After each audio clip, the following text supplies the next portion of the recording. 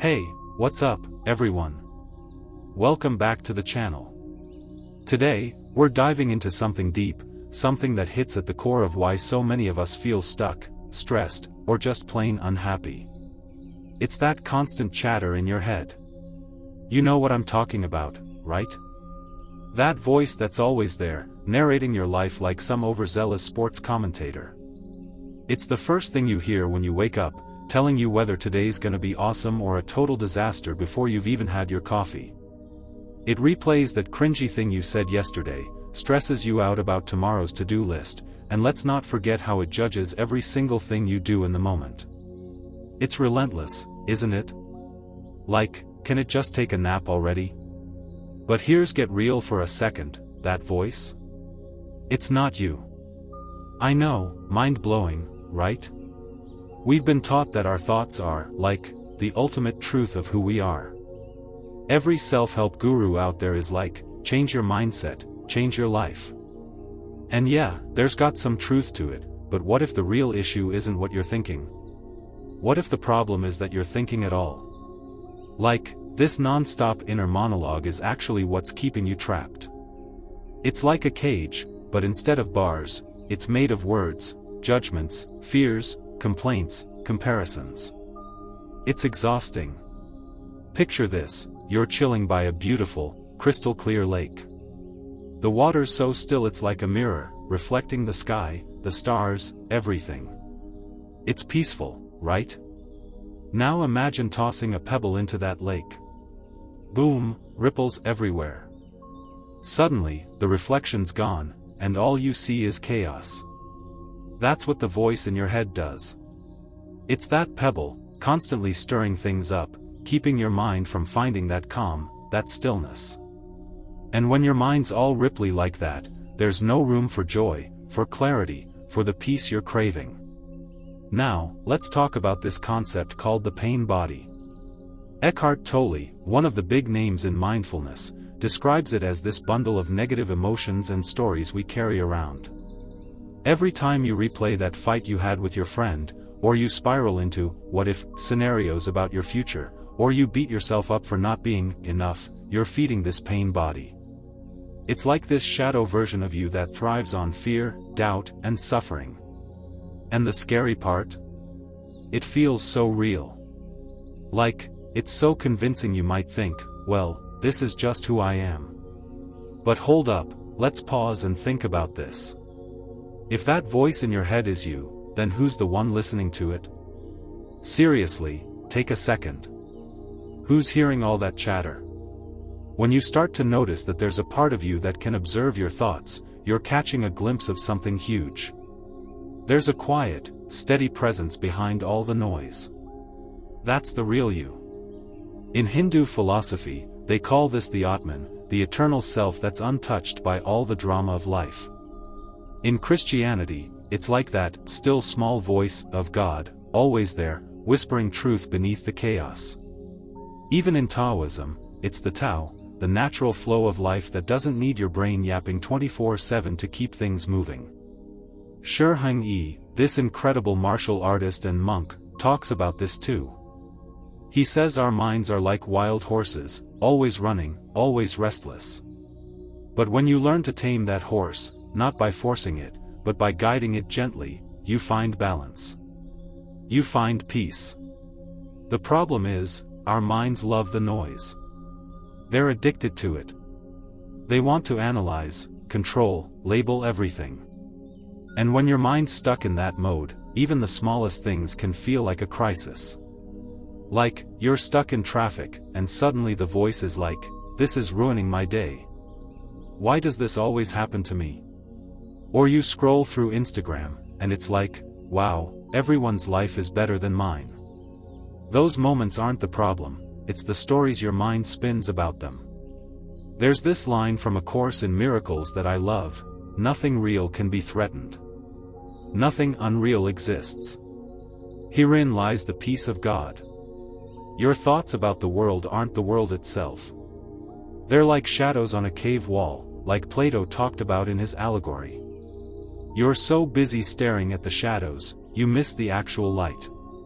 But here's the good news, the second you stop feeding that inner voice, even for a moment, something shifts.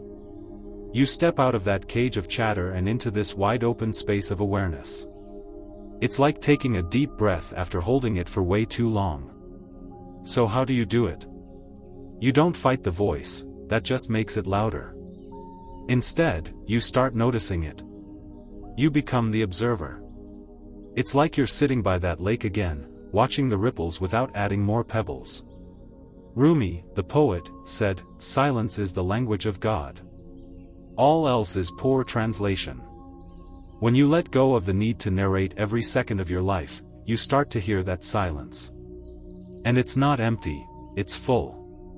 Full of peace, full of presence, full of you. Now, your mind might push back. It's gonna be like, "You need me. How else are you gonna plan your day or solve your problems?" But the truth is, that deeper part of you, the real you, knows what to do without all the noise. Just like the sun doesn't need a to-do list to rise, you don't need constant thinking to live. Shi Heng says it's about trusting the flow, like a river that doesn't need to overthink its path. It just moves. So here's your challenge, start asking yourself, who am I without this voice? Who am I when my mind gets quiet? Don't try to answer it with more thoughts. Just sit with it. Explore it. Let yourself feel the stillness that's waiting just beyond the noise. It's like looking into a clear mirror, no cracks, no distortions, just you, exactly as you are. That's where we're headed in this journey, guys. Stick with me, because this is just the beginning. Let me know in the comments if this resonates with you, and if you're ready for more, hit that subscribe button so we can keep diving deeper together. I'll see you in the next one. So, picture this, you're looking into a mirror, expecting to see yourself clearly, but it's all shattered. The reflection's distorted, maybe your face looks stretched, or there's a weird shadow making you look like someone else. That's what the voice in your head does. It's like a cracked mirror, feeding you these warped versions of who you are. It's whispering, "You're not good enough," or, "You've got to hustle harder to prove yourself," or, "If you don't fix this, everything's gonna fall apart." And because it's so loud, so constant, you start to believe it's the truth. But what if it's not? What if the real you is behind that cracked mirror, waiting for you to see it clearly? Let's take it back for a second. Think about when you were a kid. Remember those moments when you were just in it? Like, running through a park, totally lost in the moment, or scribbling with crayons, not caring if your drawing was good enough. You weren't narrating your life back then. You weren't overanalyzing every move. You were just being. That's the state we're trying to get back to, this natural, effortless presence where you're not stuck in your head, judging every second. In Buddhism, they call this sati, or mindfulness. It's about being fully in the now, without that voice slapping labels like good, bad, or not enough on everything. Now, I know what you're thinking. Sounds great, but how do I actually do that? The world's so loud, my phone's blowing up, and my brain won't shut up. Trust me, I get it. In today's world, silence feels like a unicorn, beautiful, but basically impossible to find. Your inbox is overflowing, your notifications are dinging, and even when you try to sit still for 2 seconds, that voice in your head is like, "Hey, remember that embarrassing thing you said last week?" It's tempting to just give up and say, "Yeah, this whole stillness thing is a pipe dream." But here's the truth, the busier your mind is, the more it's screaming for a break. That craving for quiet? It's not new. It's ancient. Let's pull some wisdom from Lao Tzu, the OG of Taoist philosophy. He said, "Do you have the patience to wait until your mud settles and the water is clear? Can you remain unmoving until the right action arises by itself?" That's some next level stuff right there. It's like he's saying, stop chasing clarity. Stop trying to control everything. Just let the mud in your mind settle. When you do, the answers you're looking for, the peace, the direction, show up on their own. It's not about forcing your brain to shut up, it's about letting go and trusting the process. There's this cool story about a guy who went to a monk, desperate to learn the secret of enlightenment. The monk's like, go sit by the river and listen. So the guy sits there for hours, getting more and more annoyed because all he hears is water. Finally, he's like, this is pointless. And the monk just smiles and says, when you stop looking for meaning, you'll hear everything. That's the key. Stillness isn't something you hunt down or achieve like a YouTube milestone. It's something you remember. It's already there, buried under all the mental noise. So how do you start tapping into that? One way is to notice the voice without getting sucked into its drama. Imagine you're chilling in a movie theater, watching a film. The scenes are playing out, some action, some drama, maybe a jump scare, but you're just sitting there, munching popcorn, not jumping into the screen. Your thoughts are like that movie. They're happening, but you don't have to be the main character. You're the audience. You can watch the voice complain about your boss, stress about your bills, or replay that awkward Zoom call, but you don't have to believe it. You just notice it and let it pass. Shi Heng, the Shaolin master, talks about this as training your mind like you train your body. You don't get strong by lifting weights once and calling it a day. You show up, you practice, you build that muscle over time. Same with your mind. Every time you catch yourself spiraling into a story, like, I'm such a failure, or, what if this goes wrong? Pause. Take a breath. Ask yourself, who's noticing this thought? That's you stepping into the observer role, the part of you that's steady, calm, and way bigger than the noise. There's also this practice in Christianity called centering prayer, where you let go of words and just sit in the presence of something greater. It's not about asking for stuff or figuring things out, it's about being. The mystics talk about this as finding the peace that surpasses all understanding. And you don't have to be religious to get it. It's about sinking into that quiet space where the voice can't follow. Even if it's just for a second, that moment of silence is like hitting the reset button on your mind. Here's a practical tip to try. Next time you're feeling overwhelmed, picture a glass of muddy water. If you keep shaking it, the mud stays all swirled up, right?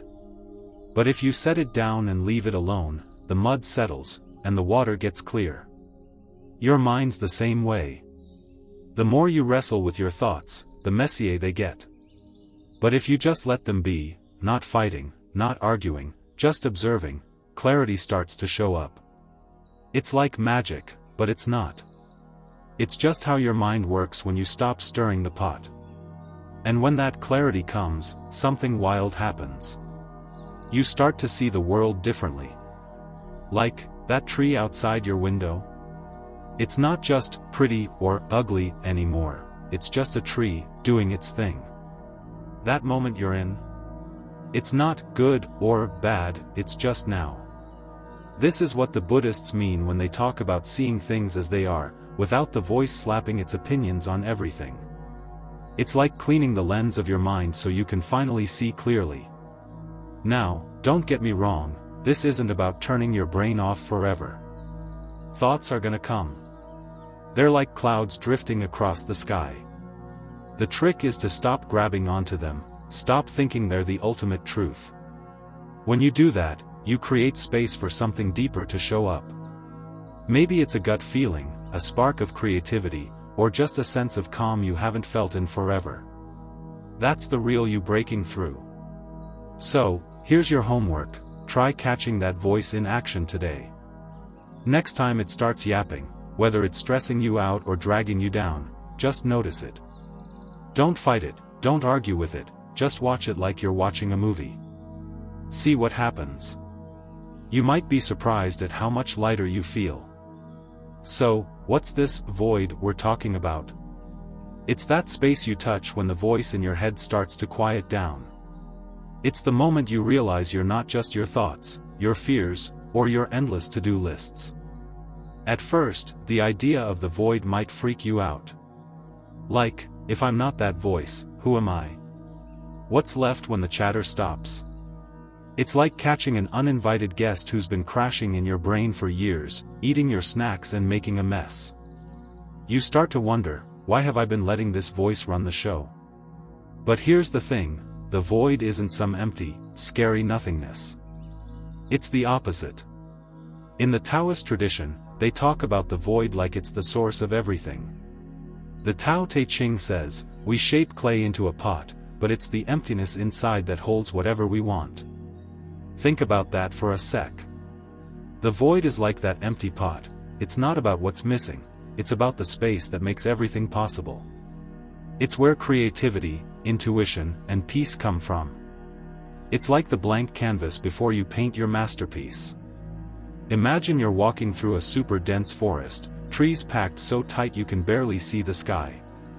That's your mind when the voice is in overdrive, cluttered, dark, no room to breathe. But when you start to quiet that voice, it's like the trees part, and sunlight pours in. Suddenly, you can see where you're standing. You feel the ground beneath your feet. That's what stepping into the void feels like. It's not losing something, it's finding space to actually live. Now, let's be real, the voice in your head isn't going to just pack its bags and leave. It's been your roommate for so long, it's practically got squatter's rights. The goal isn't to kick it out by force, that just makes it louder. Instead, it's about changing how you relate to it. Picture the voice like a radio playing in the background. You can hear it, but you don't have to crank up the volume or dance to its tune. You can just let it play while you focus on something else, like the present moment. There's this story in the Bible about the prophet Elijah looking for God. He's expecting something big and dramatic, a storm, an earthquake, a fire. But God doesn't show up in any of that. Instead, God comes as a still small voice. But what if that voice isn't a sound at all? What if it's the silence beneath all the noise? That silence is alive, vibrant, and smarter than you think. It's where your best ideas come from, those gut feelings that guide you when logic alone isn't enough. Shi Heng, the Shaolin monk, talks about this as listening to the body's wisdom. Your body, your intuition, they know things your chattering mind can't touch. Let's try a little experiment. Next time you're out and about, maybe walking through a busy street or grabbing groceries, notice what the voice in your head is doing. Maybe it's complaining about the crowd, like, ugh, why is it so loud here? Or it's judging someone's outfit, or stressing about what you're cooking for dinner. Now, instead of jumping into that story, just observe it. Let it chatter away, but shift your focus to what's actually happening. Feel your feet on the ground. Hear the sounds around you, the hum of voices, the clink of coins. Smell the air. Suddenly, the world feels more alive, and the voice? It's just background noise, not the main event. This is what Zen masters mean when they talk about just being. There's this famous parable where a young monk asks his teacher, "What's enlightenment?" The teacher's like, "When hungry, eat. When tired, sleep." The monk's confused, like, "Doesn't everyone do that?" And the teacher's like, "Nah, most people when hungry are thinking about a million other things, and when tired, they're fighting sleep with endless worries."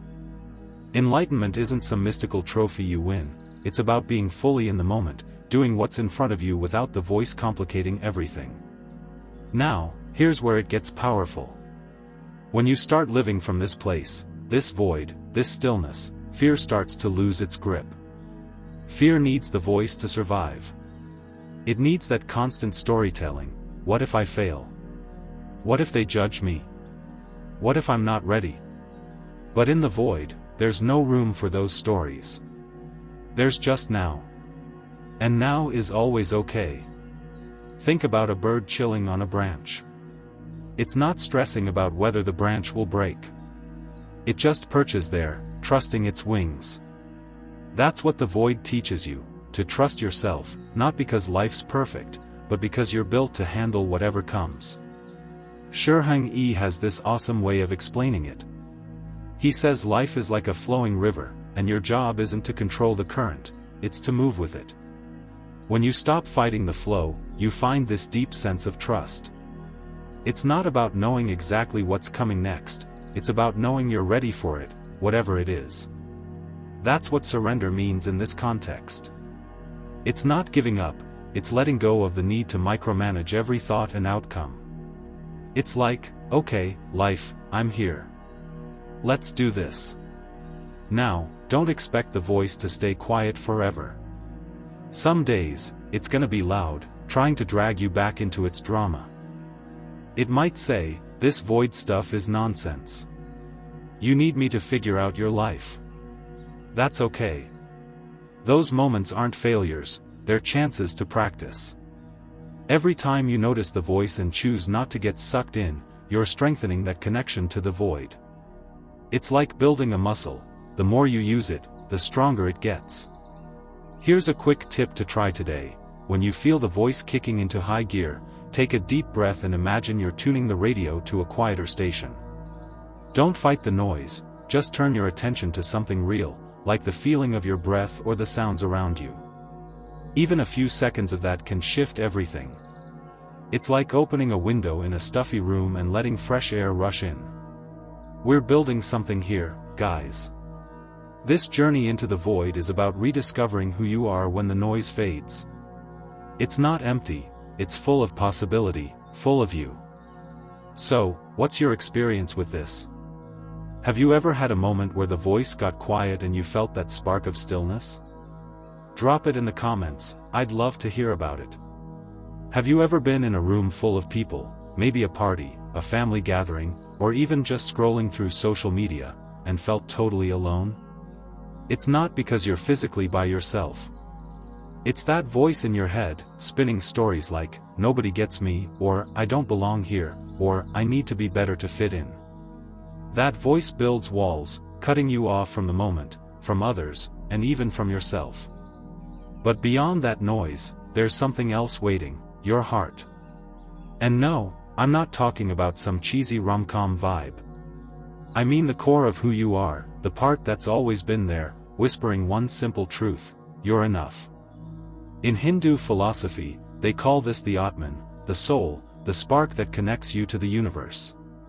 It's like the spiritual center of you, steady and unshaken, no matter how loud the world gets. While your mind's out here overanalyzing everything, the heart just is. It doesn't argue, judge, or write novels about what you did wrong.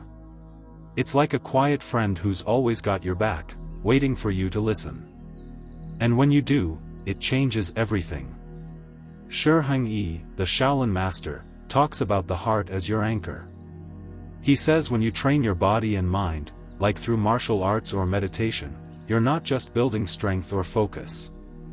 You're learning to hear the heart's wisdom, that gut feeling that guides you when the voice in your head is too busy freaking out. The heart speaks in feelings, not words. It's that warmth you feel when you're totally present, like when you're laughing with a friend or just vibing with a sunset. But to hear it, you've got to turn down the volume on that mental chatter. So, how do you do that? One way is to stop fighting the voice. I know, it sounds counterintuitive, but hear me out. When you argue with it, like, no, I'm not a failure. You're just giving it more airtime. It's like wrestling a pig in mud, you both get dirty, and the pig loves it. Instead, try shifting your focus to the heart. Imagine you're sitting by a campfire. The flames are your thoughts, bright, attention-grabbing, always flickering. But beyond the fire, there's a vast night sky full of stars. That sky? That's your heart, infinite, calm, always there. When you lift your gaze from the flames to the stars, the voice starts to lose its grip. Let's talk about a story that nails this, the prodigal son from the Bible. This guy leaves home, blows all his money, and ends up feeling like a total failure. He drags himself back to his dad, expecting to get chewed out. But instead, his dad throws a party, like, my kid's back. It's not just about forgiveness, it's about remembering your worth, no matter how far you've wandered. Your heart's like that dad, always ready to welcome you back, no questions asked. No matter what the voice in your head says, the heart knows you're whole, you're worthy, you're enough. One of the easiest ways to tap into the heart is through gratitude. Now, I'm not talking about that fake "I'm so blessed" stuff you force yourself to say. I mean real gratitude, the kind where you pause and actually feel the magic of what's here. Like, right now, take a second. Feel the air moving in and out of your lungs. Notice the warmth of your hoodie or the sound of rain outside. That's gratitude. It pulls you into the present, where the heart lives. Rumi, the Sufi poet, said, "Wear gratitude like a cloak, and it will feed every corner of your life." When you're grateful, the voice in your head gets quieter because it can't compete with the heart's vibe. Another way to connect with the heart is through compassion, starting with yourself. Next time the voice starts tearing you down, like, "You messed up again, you're such a loser," try talking to yourself like you'd talk to a kid who's scared. You wouldn't yell at them, right? You'd say, "Hey, it's okay. You're doing your best." That gentleness disarms the voice. It's like, "Oh, you're not buying my nonsense today? Fine." And when you're kind to yourself, it spills over to others. You start noticing people's struggles, their joys, their humanness. You feel this urge to connect, not because you need something from them, but because you're full, and you want to share that. In Buddhism, they call this metta, or loving kindness. It's about sending love to yourself, your loved ones, even people who get on your nerves. The voice might try to talk you out of it, like, "They don't deserve it," or "You'll just get hurt." But the heart doesn't play that game. It knows love isn't a transaction, it's who you are. When you lean into that, the world starts to feel different. That coworker who annoys you? You see they're just trying to get by, same as you. That stranger on the bus? They've got a story, too. The heart sees the threads connecting us all. Now, here's the cool part, when you start living from the heart, life gets lighter. Those heavy burdens, fear, doubt, the need to control everything, they start to slip away. You laugh more, breathe deeper, find joy in the little things, like the way your coffee smells or how your dog looks at you. Challenges still come, life's not suddenly perfect, but they don't hit as hard. The voice might try to drag you back into its stories, but now you've got a choice. You can listen to the chatter, or you can return to the heart. This isn't a one-and-done thing. Some days, the voice is gonna be loud, and the heart's gonna feel like it's playing hide-and-seek. Other days, the heart's gonna shine so bright, the voice just fades into static. The key is to keep choosing the heart, moment by moment. Shi Heng says it's like training for a marathon. You don't just run 26 miles on day one. You build up, step by step, until it feels natural. Here's a quick practice for today. Next time you're stressed, pause and put your hand on your chest. Feel your heartbeat. Take a slow breath and just notice it. Ask yourself, what's my heart saying right now? It might not answer in words, but you'll feel it, a quiet nudge, a sense of calm. That's the heart talking. Listen to it. We're getting somewhere, fam. This heart stuff? It's the key to unlocking the stillness we've been chasing. Drop a comment and let me know, have you ever had a moment where you felt that heart connection? It's about stepping out of the noise and into a way of being that feels free, connected, and alive. Let's do this. Picture a lotus flower, blooming in a muddy pond. The water's murky, but the lotus? It's pristine, untouched by the muck. That's you. Your true self is like that lotus, pure, unshaken, no matter how chaotic your thoughts get. In Hindu philosophy, they say your essence, your Atman, is never tainted by the noise in your head. The voice might scream, "You're not enough," or "You're failing," but the lotus doesn't care. It just is. When you stop buying into the voice's stories, you start to see this purity. You see the world as it is, not as your mind twists it. A tree isn't beautiful or ugly, it's just a tree. A moment isn't good or bad, it's just now. That's the Buddhist way of seeing things, free from judgment, like clouds passing across the sky. Shi Heng, the Shaolin master, says it's like training your mind to stay steady, like holding a stance in Kung Fu. You don't force the thoughts to stop, you let them drift by, like leaves on a river. At first, this feels weird, maybe even scary. The voice has been your sidekick forever, so its absence can feel like stepping into the unknown. But that's where the magic happens. That's where you find freedom, not by silencing the voice, but by realizing it's not you. It's just noise, and you're the lotus, untouched by it. So, how do you live this shift? It's not about being perfect or never having a stray thought again. It's about showing up, moment by moment, choosing the stillness over the noise. One way is through mindfulness, making it a lifestyle, not just a 5-minute meditation. Imagine drinking a cup of tea. The voice might nag about your to-do list or that email you forgot to send. But mindfulness means feeling the cup's warmth, tasting the tea, smelling its aroma.